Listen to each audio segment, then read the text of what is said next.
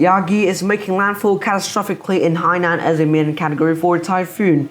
It is right now at 19.8 north, 110.8 east, and is currently a violent typhoon according to Japan Meteorological Agency.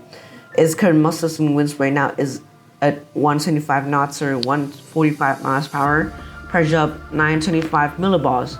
The storm is currently tracking west-northwestward at 10 knots with a TCOS of code red with a score of 114 points. The storm is now going over northeastern tip of Hainan and close to Malaysia Peninsula that might pass Haikou hours later. Yagi, as the strongest typhoon to hit Hainan since 2014, Rammasun is now destructing with demonstrous severity with powerful Category 5 force gust wind and torrential rain in the landmass it passes through. Estimates from MSTWx recognize the peak intensity of 160 miles per hour and 918 millibars, which is equivalent to Category 5 super typhoon. The storm is set to strike Vietnam tomorrow with possible intensity at Category 2. Yagi is now 37 miles from Haikou, 47 miles from Shu Wen, 247 from Halong, 272 from Haiphong, and 324 miles from Hanoi. Typhoon warning is in effect for Hainan, Guangdong, and northern Vietnam. Extremely heavy rain warning for central Vietnam, southern Vietnam, Laos, and northeastern Cambodia. And Hong Kong observatory warning is currently strong wind signal free OT free warning. JTWC is showing its cone with Yagi passes through Haikou that may still be at Category 4 intensity. It will then enter Gulf of Tonkin at mid and Category 3 intensity and can decrease to Category 2 just before it enters the landmass of Quang Ninh tomorrow afternoon or evening. Then Yagi will rapidly weaken as it passes north of Hanoi and remain the remnants when getting over mountainous areas close to the border between Vietnam and Laos. Its location can be marked next Monday. On the other hand, in my perspective, Yagi might head more northwest for the third landfall in southern tip of Malaysia Peninsula. There can still be a Category 4 typhoon.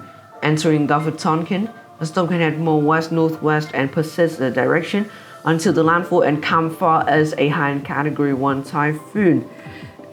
Instead of going over Hanoi, the storm can bend northeastward and re-enter China during the weakening phase.